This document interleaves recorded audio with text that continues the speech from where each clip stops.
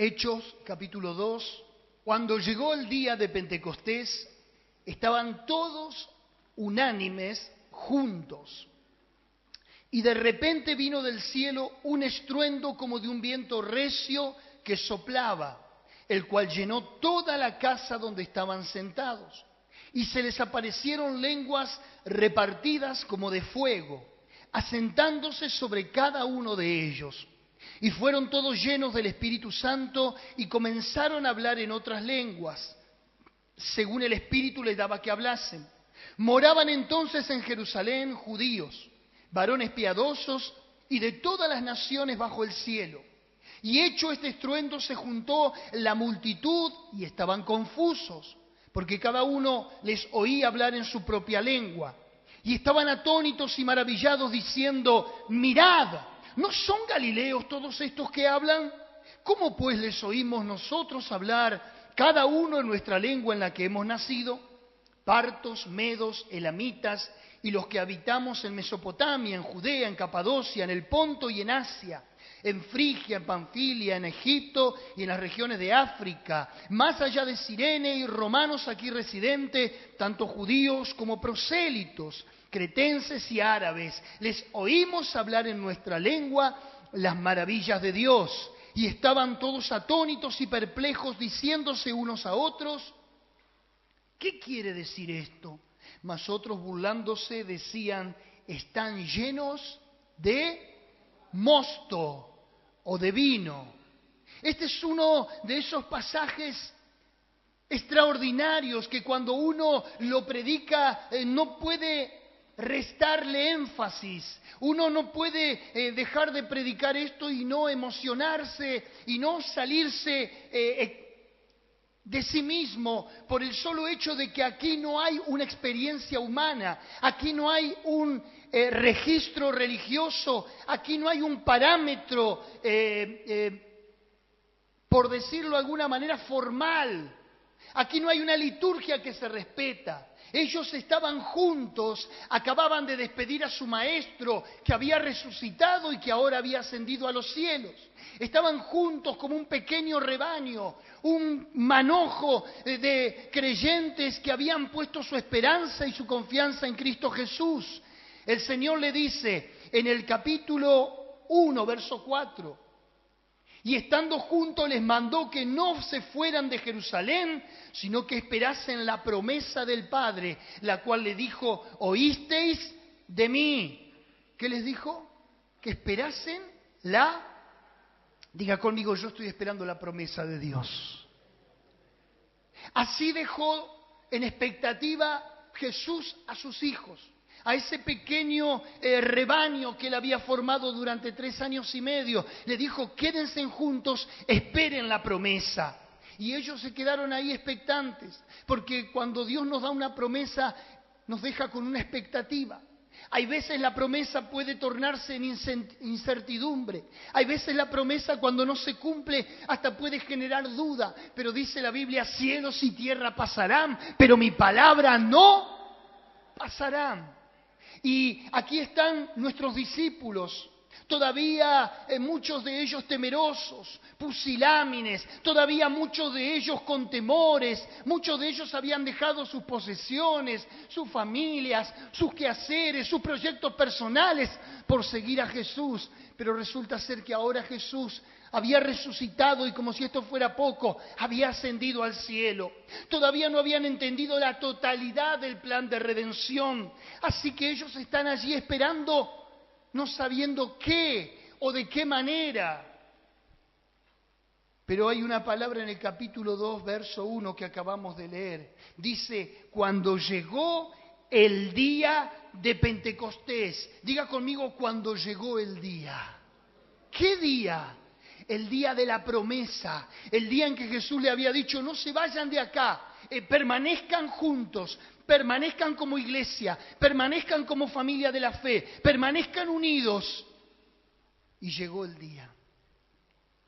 ¿Cuántos tienen una promesa de Dios? ¿Cuántos están esperando que llegue el día? Sí, seguro. A algunos ya les llegó su día. y pueden disfrutarlo y pueden celebrarlo, pero otros todavía están a esa expectativa, a que llegue el día para que la familia venga a la iglesia, a que llegue el día para el milagro, a que llegue el día para la sanidad, a que llegue el día para que se concrete el proyecto, a que llegue el día en que yo pueda sentirme pleno en Dios. Y llegó el día, dice la Biblia, y estaban ¿cómo? Todos unánimes, juntos. ¿Cómo tiene que usted estar para que lo sorprenda el día de la promesa? Hay un sinnúmero de creyentes por ahí que andan dando vuelta por la vida, por el mundo, y dicen, yo creo en Dios, yo leo la Biblia, yo oro, yo busco a Dios, pero no se congregan en ningún lado, no tienen un sentido de pertenencia a una iglesia, a una institución como la que el Señor dejó establecido. Hay personas que no se ponen en tela de juicio su fe, ni su credibilidad, ni su testimonio, pero hay personas que no tienen un sentido de pertenencia al cuerpo. Y el primer mandamiento por el cual vienen las promesas es permanecer unánimes, unidos, juntos. Lo que usted y yo estamos haciendo hoy aquí. Si bien es cierto que Dios no se rige a parámetros humanos y Dios siempre está rompiendo moldes y rompiendo paradigmas, y cuando Él pretende bendecir a una persona lo va a bendecir donde quiera que esté o donde se encuentre. Pero hay ciertos principios que la palabra de Dios contempla. Y dice que cuando vino el día de la mayor manifestación de Dios sobre la tierra, a los hijos de Dios los encontró juntos, unidos. ¿Y qué pasó? Llegó ese día, el día de la promesa. Y el verso 2 dice algo interesante. Y de repente vino del cielo. Porque todo lo que vos necesitás no va a venir de los hombres. Si bien Dios usa a los hombres como vehículos de la bendición, Dios usa a hombres como vehículos para bendecir tu vida. Pero ¿de dónde viene tu bendición? De repente vino del cielo. Lo dice Santiago en el capítulo 1, en su epístola. Todo don perfecto y toda buena dádiva desciende de Dios, del Padre de las luces, en el cual no hay sombra de mudanza ni variación. Todo lo que puedas hoy recibir, lo recibís del cielo, lo recibís de Dios. Por algo Colosenses capítulo 3 dice, si pues habéis resucitado con Cristo, poned la mira en las cosas de arriba y no en las de la tierra. Buscad las cosas de arriba y no las de la tierra, porque muertos sois para la vida esta, y vuestra vida está escondida con Cristo en Dios.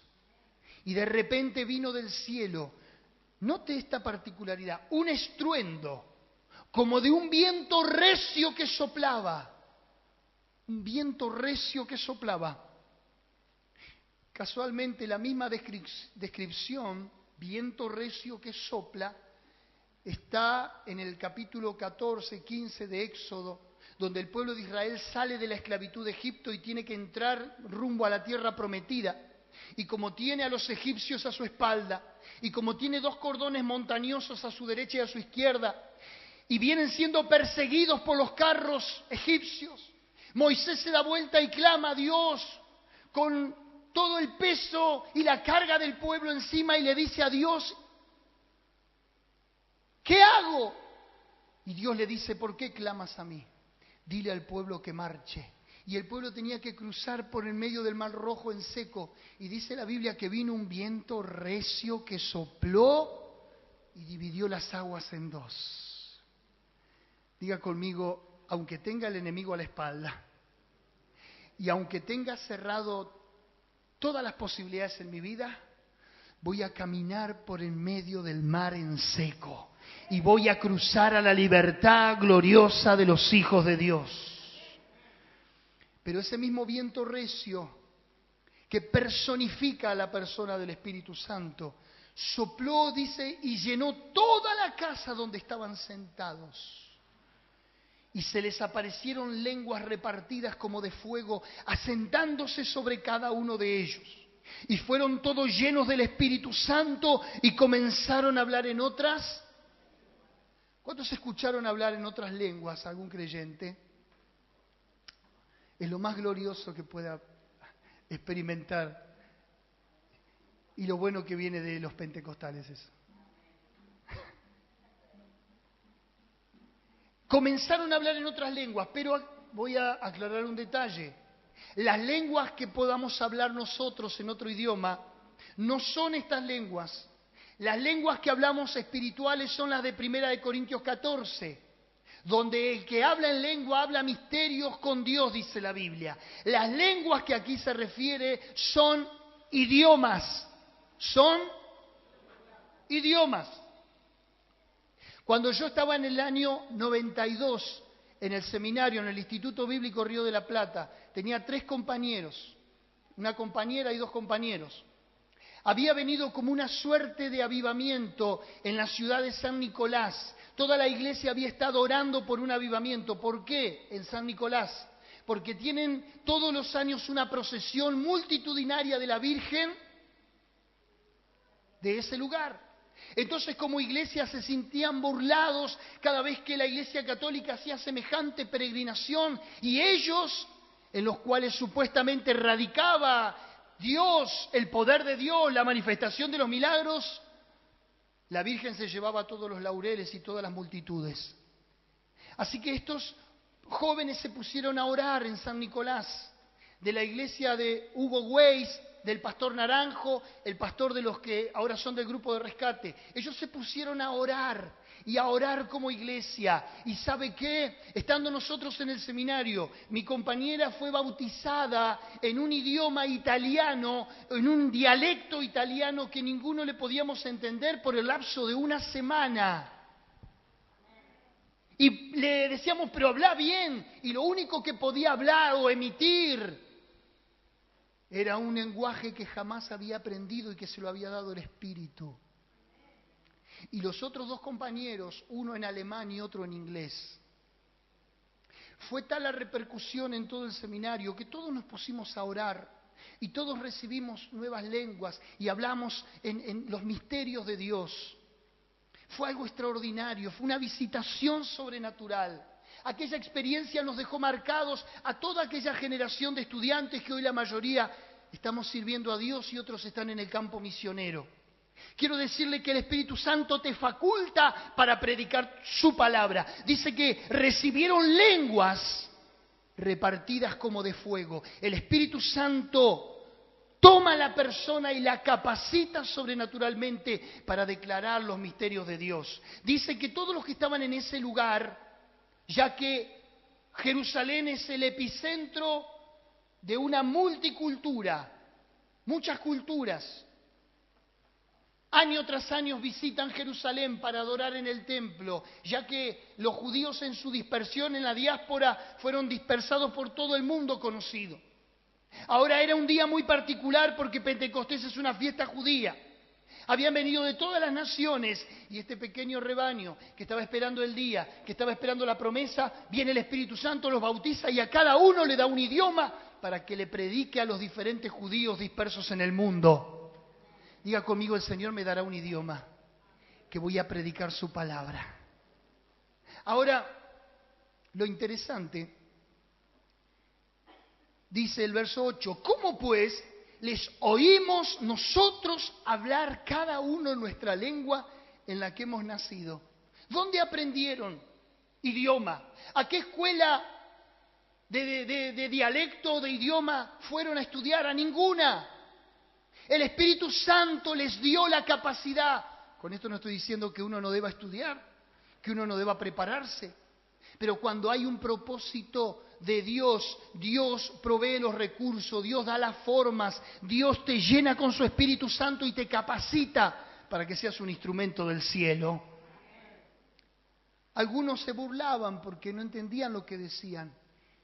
Y en el verso 13 dice que algunos le decían, estos están borrachos, bebieron demasiado, entonces están hablando cualquier barbaridad, cualquier falacia. Pero verso 14, léalo conmigo, por favor.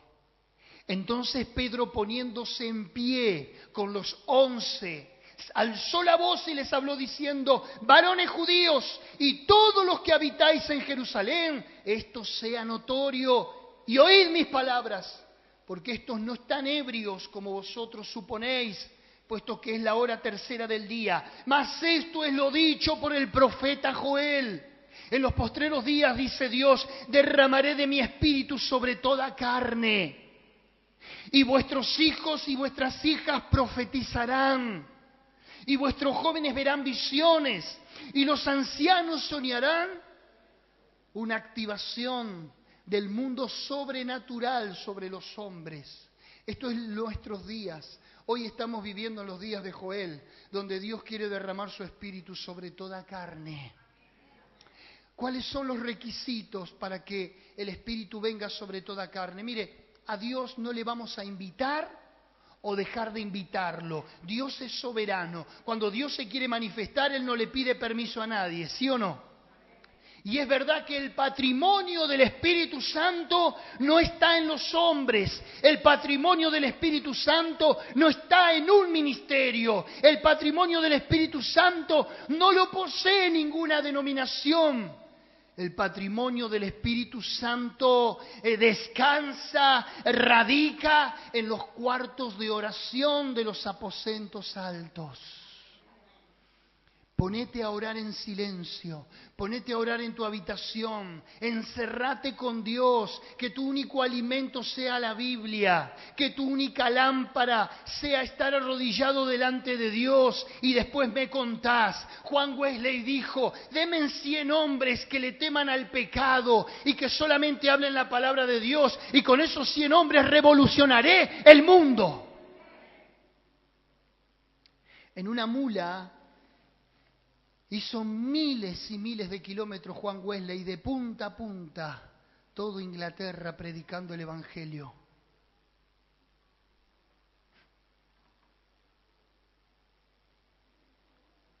¿Por qué hoy la iglesia no tiene esta manifestación? ¿Por qué hoy la iglesia carece de este poder, de esta manifestación milagrosa? Mire lo que pasó en el verso 36 del capítulo 2. Sepa pues ciertísimamente toda la casa de Israel que a este Jesús, a quien vosotros crucificasteis, Dios le ha hecho Señor y Cristo. Le está tirando el muerto a los judíos. Los está responsabilizando Pedro a toda esa multitud que vino a escucharlos hablar como locos de que ellos mataron a Jesús. ¿Fueron ellos en forma personal? No, fueron las autoridades. Pero ¿desde qué aspecto los responsabiliza? Tu pecado crucificó a Jesús. Dígale al lado: tu pecado crucificó a Jesús. Claro, no te suena raro, no te suena ofensivo, porque si no, no estarías acá. Sos pecador, por eso fuiste a Cristo. Sos un pecador arrepentido, pero seguís siendo pecador. No sos somos la élite de los pecadores, porque por lo menos nos arrepentimos, ¿no? Pero están los pecadores. Les está tirando a Jesús crucificado y muerto. Y en el verso 37, mire lo que pasa. Al oír esto, esa multitud, se compungieron de corazón y dijeron a Pedro y a los otros apóstoles: varones hermanos, ¿qué haremos? Pedro le dijo: arrepentíos y bautícese cada uno de vosotros. Y le da todo el sermón para que la gente conozca a Cristo. Verso 41. Así que los que recibieron su palabra fueron bautizados y se añadieron aquel día. ¿Cuántos? ¿Cuántos? 3.000 personas. El mensaje era tan laxo, tan poco, tan corto. Crucificaste a Jesús con tus pecados y ellos se sintieron traspasados por esas palabras. Pero cuando uno habla una palabra en el Espíritu, vale por 1000 palabras que puedas hablar con el intelecto humano. Quiero decirte más. 3000 personas se convirtieron con un sermón. Y hoy 3000 sermones no convierten una persona. Y como si fuera poco le dice en el verso 40, y con otras muchas palabras testificaba y les exhortaba diciendo, sed salvos de esta perversa. A ver, si la generación del tiempo de Jesús fue perversa, ¿qué nos espera ahora? Estos eran bebés de pechos, pero eran perversos. No la perversidad de uno le llama perverso o quizá un violador, a un abusador de niños, a una persona inmoral, uno le dice perverso, pero la perversidad no tiene que ver tanto con un escalafón de delito, sino que la perversión está en haberse dado la espalda a Dios. ¿Me está entendiendo? Ahora, vuelvo a la misma pregunta retórica. ¿Qué fue el secreto para que estos hombres comunes del pueblo, pescadores, discípulos temerosos de Jesús, que cuando Jesús fue llevado a la cruz no le quedó nadie al lado, qué fue lo que los levantó como baluartes y columnas del mensaje del cristianismo? ¿Cuál fue el disparador para que estos hombres se levantaran como antorchas y predicaran a la multitud y la multitud vinieran a Cristo? ¿Cuál fue? Dice el capítulo 1, verso 13. Y entrados, subieron al aposento alto donde moraban Pedro, Jacobo, Juan, Andrés, Felipe, Tomás, Bartolomé, Mateo, Jacobo, hijo de Alfeo, Simón el celote, Judas, hermano de Jacobo, no el que se mató. Y todos estos perseveraban unánimes en oración y ruego con las mujeres y con María, la madre de Jesús, y con sus hermanos. Voy a volver para atrás y voy cerrando. ¿Cuál era el secreto de la iglesia del primer tiempo? Que oraban. ¿Qué hacían? ¿Qué hacían? Y oraban. Y oraban. Ayer encerrado en oración le dije, Señor, quiero ser una oración en un cuerpo. Quiero ser una oración que habita dentro de un cuerpo. Quiero orar y estar en tu presencia. No hay otro secreto para la vida cristiana. No hay otro secreto para vencer la tentación. Antes de ayer una señora me dice, necesito que me atienda. Necesito que alguien me haga sanidad interior. Soy una mujer golpeada en el matrimonio. Necesito sanar mi alma. Y yo dije, y yo no le puedo hacer nada de lo que dijo. Hágame sanidad interior. Yo no puedo hacer sanidad interior a nadie. Cuando una persona ora y desnuda el alma delante de Dios, el que sana es el Espíritu Santo de Dios. Antes no se conocía tal cosa como haceme sanidad interior. Una vez fui con un problema severo a mi pastor, recién convertido, desde los 13 años hasta los 18, con problemas de drogas.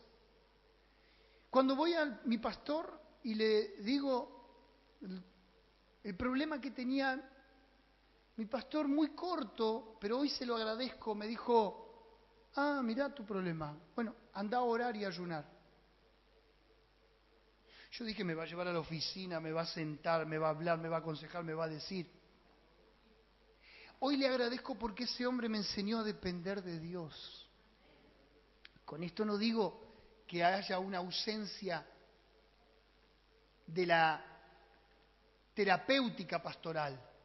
Con esto no digo que ahora nadie venga y no recibir consejos. No estoy diciendo eso. Estoy diciendo que gracias a ese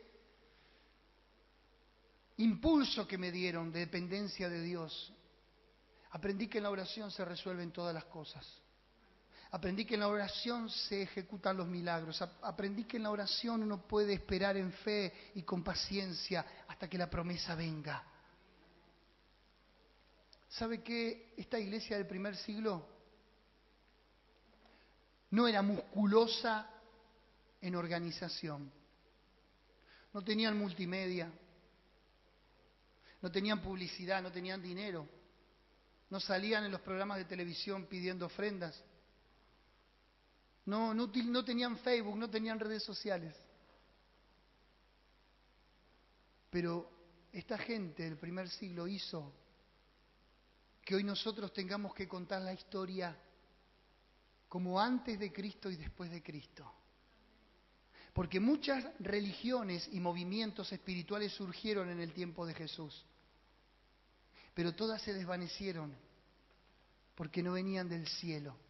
Pero cuando hay algo que viene de Dios, no importa la humildad de la persona, no importa su condición social, no importa su capacidad intelectual, no importa si son muy colosales, son instrumentos de Dios. Son poderosos en las manos de Dios. ¿Qué te quiero decir en esta noche? Que no hay otro secreto para que la iglesia predique, sino está llena del poder del Espíritu Santo. ¿Queremos ver milagros? Tenemos que orar. ¿Queremos predicar y que la gente se convierta? Tenemos que orar. ¿Queremos no estar buscando sustitutos constantes para sostener nuestro gozo, nuestra alegría, nuestra felicidad, nuestra motivación? Orá. Hoy la gente busca constantemente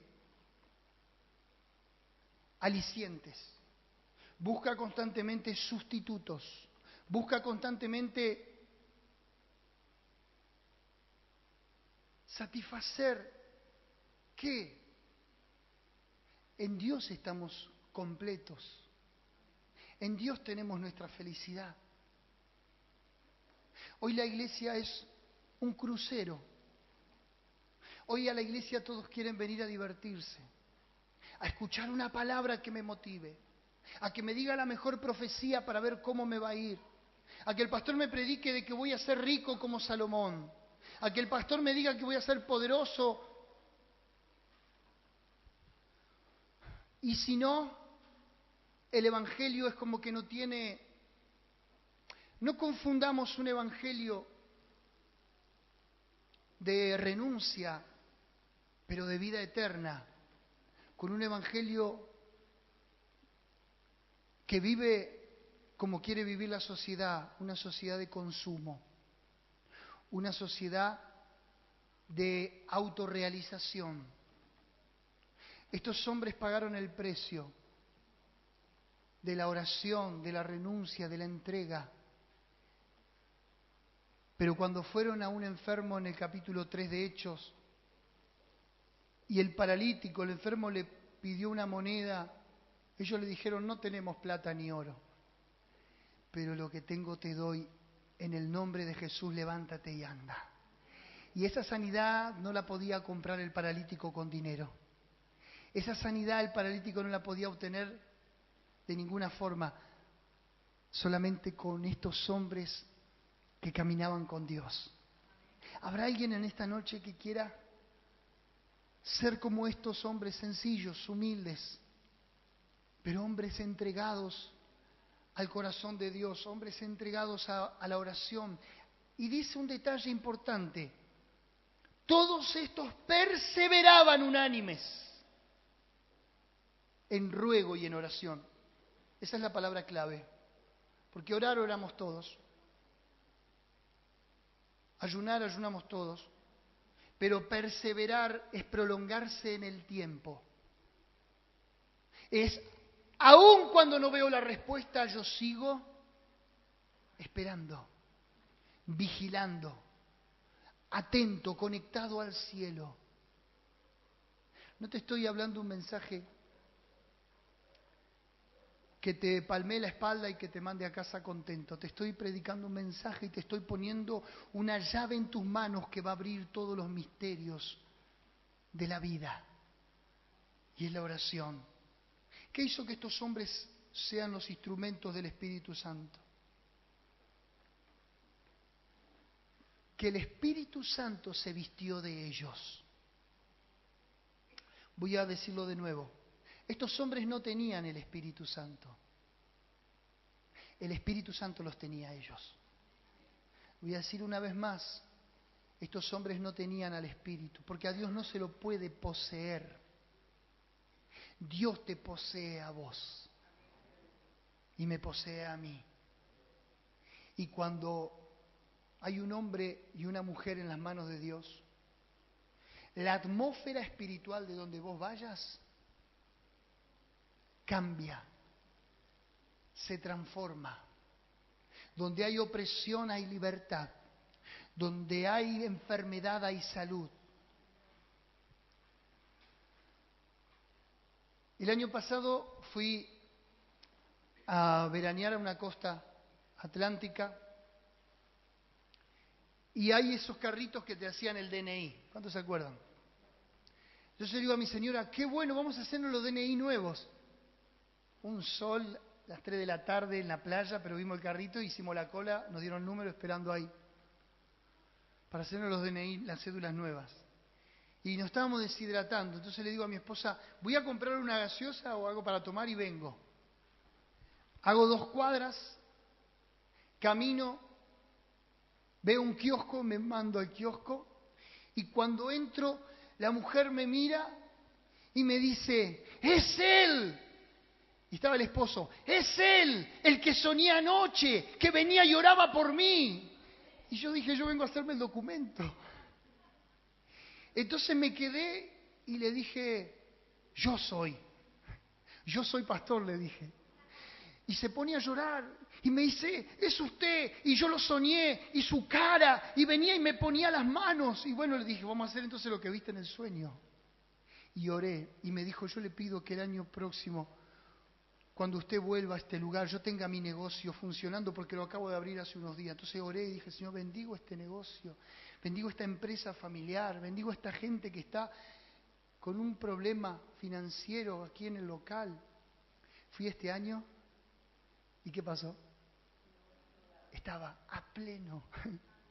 Entonces voy a mi esposa y le digo, vos sabés que hay una señora que me dijo que es hermana, que soñó conmigo que yo iba y le ponía las manos, y vengo y pasó todo lo que ella había visto. Y me quedé pensando y dije, ¿quién concerta esas citas divinas? ¿Yo sabía? No. Yo estaba en otra cosa. Pero ¿quién es el que conecta los hilos de los destinos de la gente? El Espíritu Santo. ¿Qué dice que cuando venga el Espíritu Santo, capítulo 2, verso 17? Vuestros jóvenes verán visiones, y no le voy a decir los ancianos tendrán sueños porque no soy anciano. Los jóvenes verán y los ancianos soñarán sueños. ¿Se cumple la palabra? ¿Qué es lo que nos conecta con estas sobrenaturalidades de Dios?